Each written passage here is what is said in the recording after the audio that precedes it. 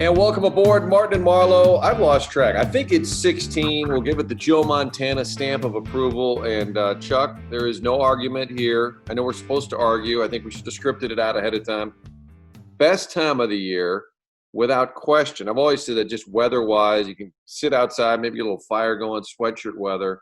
But now you roll in the fact you've got NBA, NHL still going with baseball, with football. Just it was a great sports weekend, and I'm not locked to the TV watching every final second, but I thought of two people this weekend. I was thinking of Keith Olbermann, who was on the Dan Patrick Show saying baseball will never do it. They'll never make it. It's not going to work in the middle of a pandemic.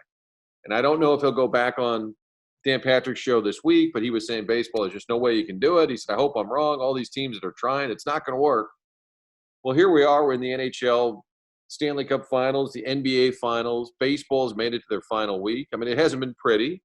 It's a bastardized schedule and season, but who cares? They made it. And then I thought of you last night because they kept showing Shotty on the Seattle sidelines. Brian Schottenheimer and the Seahawks getting it done. Chuck, good to talk to you, buddy. How was a lot of daddy-daughter time it looked like this weekend? Yeah, and when you bring up Shotty, I actually didn't watch 1 second of that game, but I was on Twitter, and everybody on Twitter was basically saying it was the greatest game ever. And I watched a couple of the highlights at the end of Cam trying to score, so it looked like an amazing game. It was a big family weekend. Had a wedding on Saturday, but it was an outdoor wedding, and we were socially distant.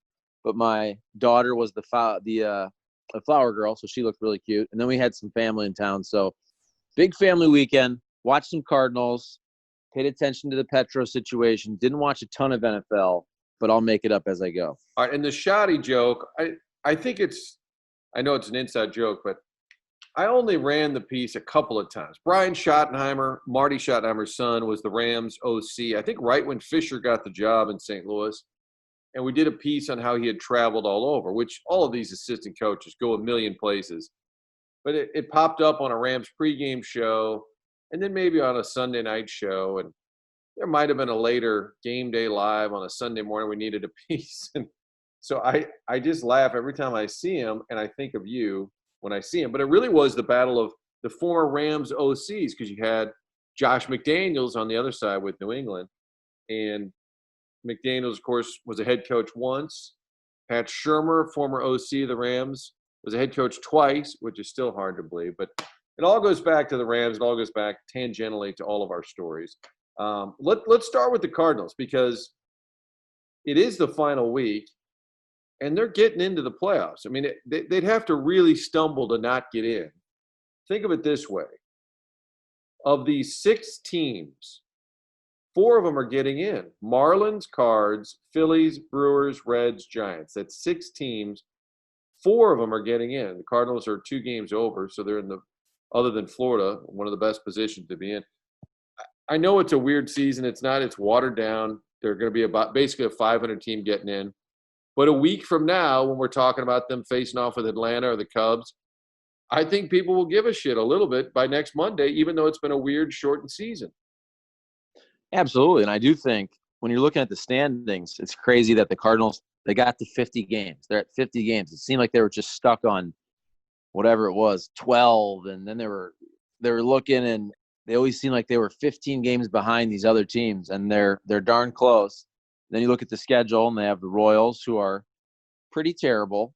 And then you have this big series against the Brewers, which is going to mean a lot. And then just looking at the standings, I would be shocked if they're not going to play those games against the Tigers. You got to think those are going to matter, not for the Tigers, but for the Cardinals, for either seeding or to get in. That Brewers series, I think, is just going to be massive, because the Brewers, they're not that great, but let's be real, the Cardinals aren't either.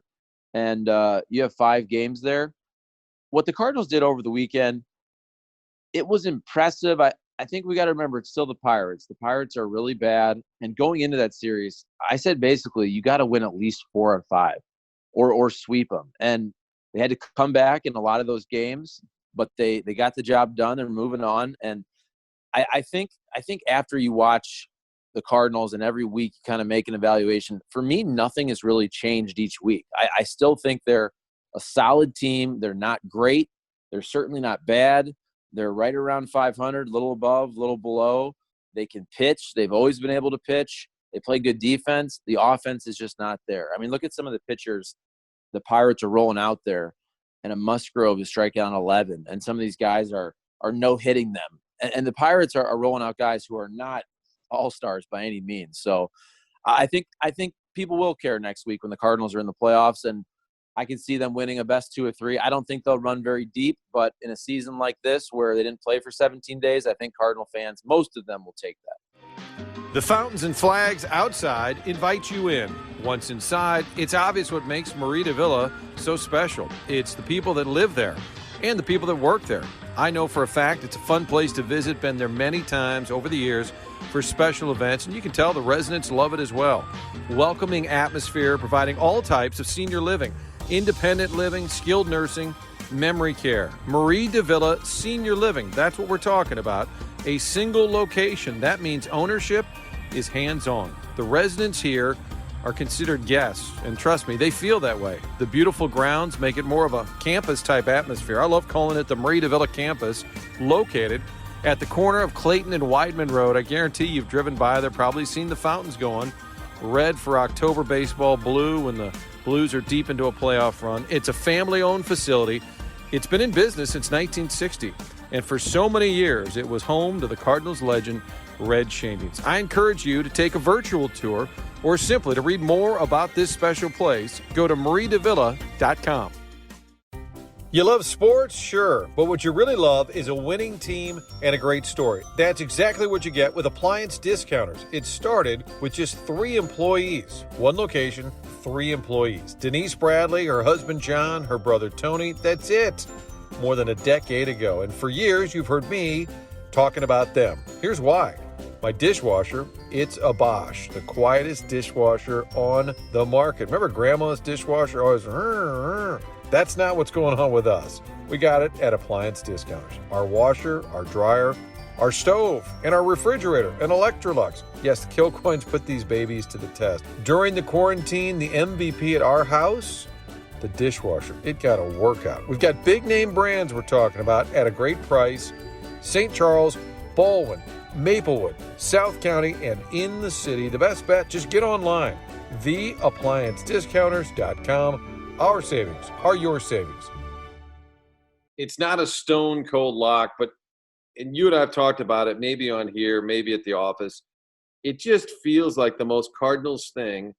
They get in, they're playing October baseball, late September baseball, and they find a way to win that best of 3 because you can roll out Wainwright, Flaherty, KK. You could win 2 or 3 with those guys for sure. Get to the NLTS, maybe you get bounced there, so you make it to the bubble, and then they could sell it as, hey, after everything that happened, we got in, we won a round, and the question I have, because that would be a very Cardinal-type season, and some, poor bastards like the Braves that get bounced in the round of 3 because they just never advance. Here's a question. Let's say they play those Tiger games. Do you, or let's say Sunday, that mathematically they've clinched or whatever. Is there still champagne? Do you do it? You can't really do those crazy wild parties anymore. And would it be justified? Do you think they'll do any kind of celebrate? What about a team that wins the NLCS and goes to the World Series? Will they be spraying fake champagne? Do you think they'll do anything? MLB obviously said they don't want any of the champagne popping. So I think players will get creative. I mean, are you able to go on the field and everybody can just drink a beer and take a picture? I mean, will MLB get mad at that? I can understand, and I don't think spraying champagne is going to matter, but in these COVID times, I think the optics matter. So you don't want guys spraying champagne and all together, especially inside a clubhouse where they have the plastic up and all that. I mean, if all the guys go out to the field, I was going to say, you could go out to the field in previous years, you've kind of waved to the fans. There's going to be no fans. Maybe you go and you wave to the cardboard cutouts. I don't know is the answer. But I feel like it's going to be really weird this year. What if they had celebratory pods? Okay, 6 of you can go out to left field. 6 of you go to center field. We've got a keg stationed at each one. I mean, everything is so freaking weird that I wouldn't rule any of it out. But just seeing them a week from now playing a best of 3, this team is flawed. Everything that we thought offensively, they're counting on a Bader. They're counting on an O'Neill. They really just didn't do anything to improve. And then you look at Ozuna, and he's tearing it up. Everything we thought has come true. They've got good pitching depth, and they're going to need some of it back, like a Gallegos this week. They're exactly who we thought they were. But a week from now, I hope to God we are talking about. I mean, if they don't get in, nobody's devastated, and they've got a built-in excuse with the COVID crush that they had. But it would be fun to just watch a little bit of playoff baseball. And really, I mentioned the time of year because we love the weather, sweatshirts. Next thing you know, it'll be Buckeye season, Chuck, even better. But think about Sunday. You had the final round of the U.S. Open. Even if you're not a huge golf fan, it's a major. It's a big deal. The Lakers win at the buzzer. Anthony Davis hits the shot. The Seahawks-Patriots game we referenced went down to the buzzer. The Cowboys' big comeback against the Falcons was ended at the buzzer. The Chiefs win in overtime. I mean, just in terms of drama and theater. And then the Molina home run for the Cardinals was close to the buzzer. I mean, they weren't doing crap, and he hits a 2-run homer in the 7th. It was just a really fun-filled Sunday. And, you know, a lot of times we hate going to work, but I will say being in the office yesterday was kind of fun because there were games going left and right, and the entertainment value was there. And I had another thought during the Sunday night game, which, of course, I didn't watch because it's on NBC, so I wouldn't be watching. Right. But I just think Russell Wilson – I think he's my favorite NFL player. Because he just seems to always hit the right note. Even in the post game, they're talking about the game, and he said, "Hold on, I would like to say something," because James White, the Patriots running back, whose father was killed earlier in the day in a car accident, so he's with the team in Seattle. And if you go back and look at Twitter, people are like, "Oh, James White inactive." Like the fantasy geeks are reacting first. Not that he's a major fantasy player, but a lot of times you just don't know. So James White's with the team in Seattle. They find out his dad was killed in a car accident in Florida. But Russell Wilson talking to Michelle Tafoya before he gets into anything, so I just want to talk about James White. And every time Russell Wilson talks, he hits like the right note. Plus, he's really freaking good. I know we hated the Seahawks when they were facing the Rams. It was a pretty good rivalry there for a while, and Fisher played it up. But I think without question, Russell Wilson, not just the performer, but just the guy, is my favorite current NFL player. I don't know that we were going to pick favorite NFL players, Chuck, but that's mine. Russell Wilson is fantastic as a player. He always says the right things. Now, he is a bit corny, and if you check his social media, they'll put these videos up of him singing and dancing, and you know, he married Sierra, and he became like a reborn virgin before they got married. And the Dan Le Batard show, they always poke fun at Russell Wilson because no matter what question you ask him, he will always thank his offensive line. Like he knows what to do. He's not gonna be controversial. He always is crediting the O-line and the coaching staff and his receivers. And he hasn't had, let's be honest, he hasn't had great receivers to throw to over the 10 years or so he's been in the NFL. And DK Metcalf's pretty good now, and Tyler Lockett, but he does a lot with not big-time weapons. But, yeah, I think the more you watch him up there, he's been the constant over the years when they've – you know, they had the Legion of Boom and they had Beast Mode and Marshawn Lynch, but he's been the consistent guy throughout the fact that they've been good the last decade or so. And the more you watch him, the more you appreciate how good he is. And on third down, Russell Wilson, more times than not, he's just going to get the first down, and he can get it with his legs, and he runs to throw. So he's not taking a ton of hits, but if he ever needs to pick up a first down with his legs, he'll do it just to move the chains. Yeah, I think the more you watch Russell Wilson, the more you appreciate that he might be the best quarterback in the NFL. He might be. I could see like poking fun, kind of got a little bit of Urkel every once in a while, like the little bit of the. But who does that remind you of? Wainwright, who's willing to look dorky and will post videos dorking out with his kids or whatever.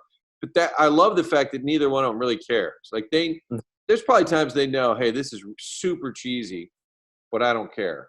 in some ways they kind of remind me of each other because they always seem to just have the right take, or like, and I think like in this world filled with activism, Russell Wilson like always says what's on his mind, but he doesn't go too far. He's kind of dorky, but not too dorky. I think he just kind of hits a good balance there. And the game was entertaining, even though I didn't watch because it was on NBC. Martin and Marlow, brought to you by the fine folks at Triad Bank, located in Frontenac on Clayton Road. Find them on the web at triadbanking.com. And it's still a crazy world out there. If you're a small business owner, it's probably a scary time. Make sure you're working with the right bank. Triad Bank on the web. It's triadbanking.com.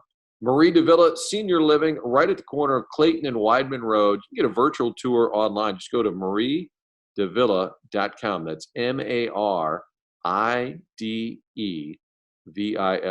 mariedevilla.com. Get that virtual tour now to look into the fine senior living available there. Also, B&G Tuck Pointing, the best in the bricks. If it's the chimney, the garage, the house, if you need some mortar repair, waterproofing, foundation repair, they do it all. bgtuckpointing.com is where you can get your appointment for the best in the bricks. And also the appliance discounters.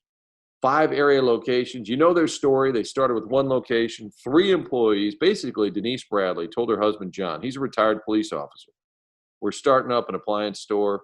He's like, okay, great. Get your brother, Tony. The 3 of them, located on Watson and Webster, and now they've grown, and it's a booming business because they give you the biggest names, like a GE, whatever appliance you're looking for, get a trusted name like General Electric, and get it at the lowest prices. That's what they're all about. TheApplianceDiscounters.com for all the great selections. Charlie, who brings us the Marlow moments?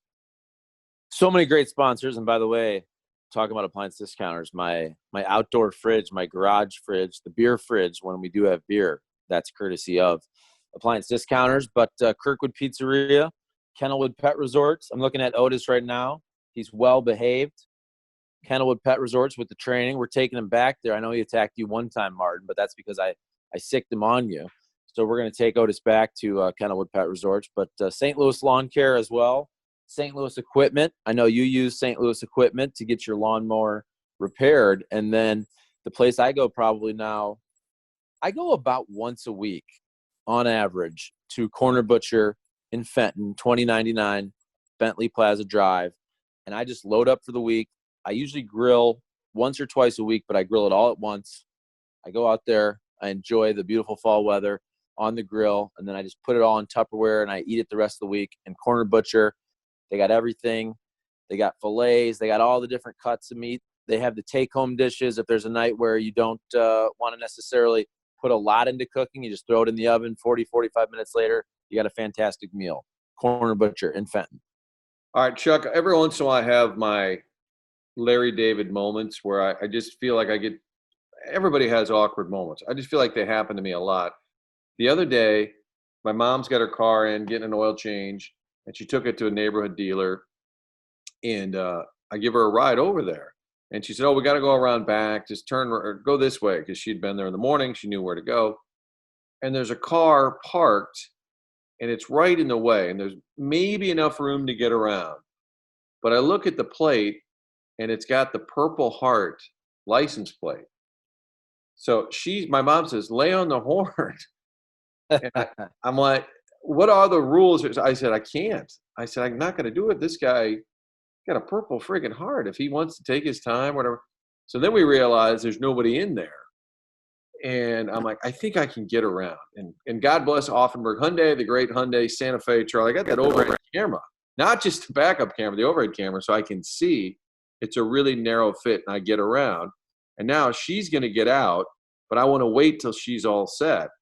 So now I'm sitting there, and the guy gets in the car behind me, an older guy, and now he's sitting behind me, and I'm blocking him. And I felt like an asshat now because I'm blocking the Purple Heart guy. What would you have done? Would you have honked the horn knowing whether you knew somebody was in there or not? Because of the Purple Heart, do you think you just stand down? I do. I think if you see the Purple Heart, you can't honk. Now, if you see the Purple Heart and you see the gentleman in there or the lady in there, if you give, maybe you put your hand out the window and give him a wave. Maybe you give him one of those friendly honks, which is just a little tap instead of laying on the horn. Because at the end of the day, you do have to, like, you can't sit there for 5 minutes and not do anything. But if he's a Purple Heart, I would give him more than enough time. Like, if I was behind a Purple Heart in the street and the light turns green and I saw that Purple Heart, I'm going to give that guy an extra 5 seconds before I honk the horn. But I do think eventually you have to give him a little love tap. But you certainly don't lay on the horn in an aggressive way. Let's roll through some quick hits here. We don't really do quick hits. That's Frank's thing, right? No hedging. And by the way, I think that was Dom when he was like 4 or 5. So that's 20 years ago almost. Quick hits. We got Mizzou, Alabama, the debut of Eli Drinkwitz coming up Saturday night. Welcome to the SEC, coach. And God love Howard Richards because he's a Mizzou guy, Mizzou analyst. And we're going to do a long-form podcast later this week about his whole life, his career from Mizzou to the NFL to the CIA. But he brought up the point that Warren Powers, his coach in 1978, his first ever game as the Mizzou coach was against Notre Dame in South Bend. Because we're all saying, God, this is a shitty first game for going to play Alabama. And Howard pointed out that Mizzou went to South Bend and pulled the upset against the reigning national champions. I don't think that's going to happen this weekend. What's your expectation level? I think it's going to be kind of a rough year for Mizzou. I think that's obvious. You're going to lose 4 games. Alabama, I mean, before you even start, LSU, Georgia, Florida, you're probably losing. Those 4 teams are in the top 6 in the country.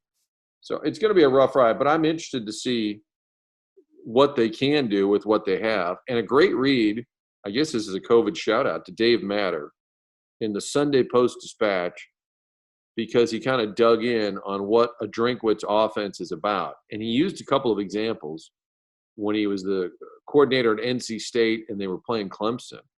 And some real trickery, some kind of fun plays. So I think once he gets his guys, the offense, and almost Martz-esque, if you read this column about some of the weird formations and trick plays. But I'm anxious to just have a season period, but I think Saturday could be ugly.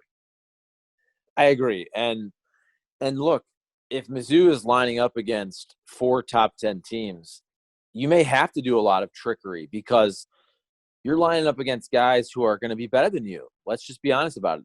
Physically, at the line of scrimmage especially, these teams, Bama, LSU, Georgia, Florida, not as much, but Florida, but and even Georgia, I think you can give them a game. But the Alabamas of the world, they're still going to line up guys, even to their 2 deeps, that are all going to play in the NFL. And I just look at it, too, with Mizzou. There's some young guys we don't know a lot about, but who are the NFL players on Mizzou's roster right now? I mean, they lost a couple with Alberto, and, I mean, a couple years back, Drew Lock. I know Trevor Wallace-Sims is on a practice squad, but I don't know that this Mizzou team has a bunch of NFL talent. And then you're going up against this unbelievable schedule. Quarterback play, too. Now, maybe Sean Robinson will be okay. I don't even know if he'll be the starter. I think there's so many unknowns for Mizzou, and I don't think that's in a good way. I think it's it might take 3, 4, 5 games to find out your style, and against the schedule, that's going to be too late. And then you look at Alabama. The last I looked, it was a 21.5-point spread. It would not surprise me if Alabama destroys Mizzou. And I say that because I think from a gambling perspective also, a lot of it is psychological and how you think about teams. And say what you want, but there's been so much talk about LSU for the last year with how they won the national championship and they beat Alabama and they dethroned them for that year, and Coach O and Joe Burrow and all that in a weird way, Alabama is actually coming into a season a bit under the radar relative to other years for Alabama. But they're still Alabama, and they still have a top 1 or 2 recruiting class every year. They're still going to come in with probably 30 defensive players that play in the NFL. So I think we're even maybe underestimating Alabama a little bit, which is why I hate to say it, but it would not surprise me if this game was 49-14 or 42-7, 10, something like that, and Alabama really beat down Mizzou. I think Mizzou's going to have a rough year. Can they win 4 or 5 games? I mean, could they get to 6 in a miracle year? I just don't know how good this team is. And they haven't named a quarterback, and it's possible, starting quarterback, it's possible that Drinkwitz isn't sure who it would be. But I could also tell you, I don't think Saban's too worried about it. I don't think they're too concerned. The best in the bricks. It's more than just a slogan. Why not make your home or garage or chimney look its best by fixing the bricks? That's what B&G Tuck Pointing can do for you. Bricks look their best with proper tuck pointing. Call Rich Galati and his team at 314-363-0525. And by team, of course, we include his daughters, Bella and Gabrielle. Or go online, bgtuckpointing.com. A proud St. Louis-based company that supports the hometown St. Louis Blues. Yes, they love their hockey. Chimney repair, foundation repair, caulking, waterproofing. They do it all. Have you driven around St. Louis? We have a lot of brick buildings, and if they need repair, you know who to call. Consider me among the many satisfied customers. Call 363-0525, 363-0525, or go online, bgtuckpointing.com, and find out what it means to be the best in the bricks. Other quick hits here. Pietrangelo making news over the weekend. Alex Pietrangelo and the Blues at a stalemate, and he talked to TSN in Canada. That's sort of what got the ball rolling. And then locally, Jeremy Rutherford and the Post-Dispatch, Strickland, everybody weighing in. But I think we've seen this coming for a while. If you heard the comments from Doug Armstrong months ago, even Petro at the ouster of the bubble, and you just sense that there was a disconnect or disharmony. I'm not sure what's fair in terms of the adjective, but I think we've all kind of seen this coming, that they're just not on the same page. And he basically said, I'm going to free agency and we'll see what happens. I think it was always headed this way. And Army said something almost cryptic, and it was during a Zoom maybe in April. And it was a Zoom that I did with him. And it wasn't on like the press conference where he said something to the effect, I should probably find the exact quote, not as good as shoving the knife through the skull, Charlie. Not quite that good. But he said something about, we'll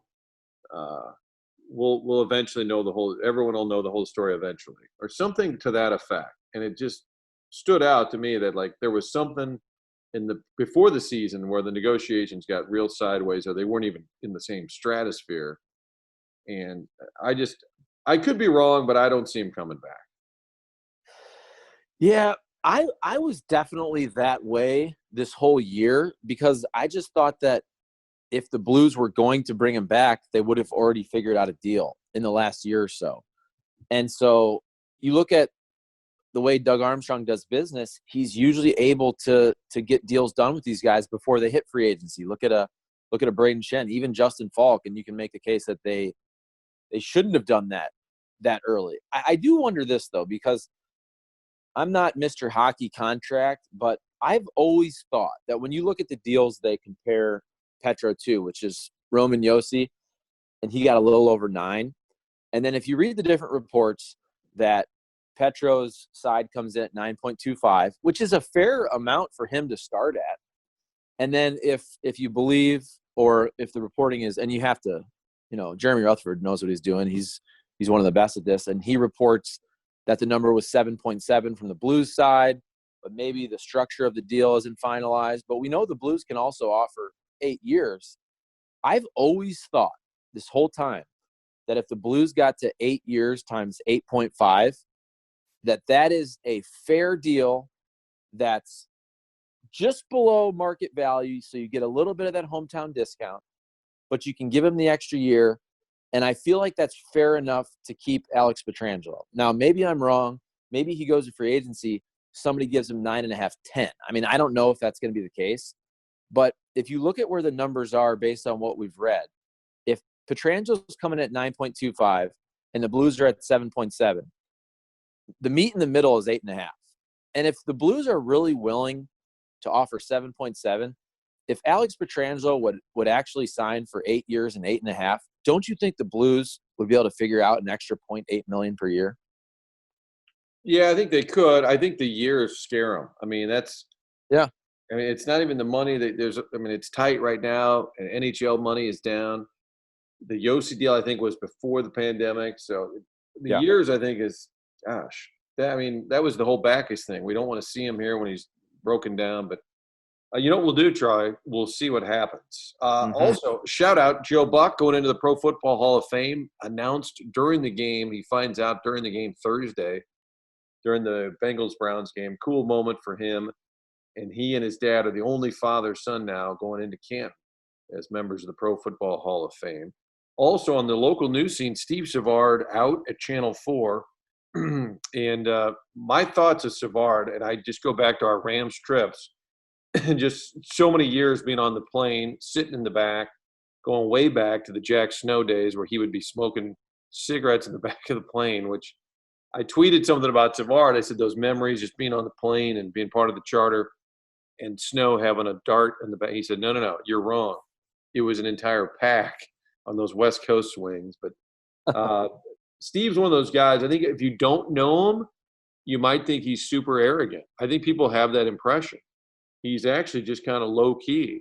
And if you get to know him, he's just kind of quiet, I think, at times is what I would say. But best of luck to Steve. And business is getting tougher. There's no doubt about that one. I will say that one, nothing shocks you anymore, but that one shocked me. Yeah, I feel terrible for Steve, and I echo everything you say. He's also just such a professional when he was doing sports for all those years. And then also he's your classic newsman, just the way he carries himself. And maybe the way you're describing him is because so many sports guys like us, we try to jack around and be silly every once in a while. I know sometimes we're called Corky the Clown by different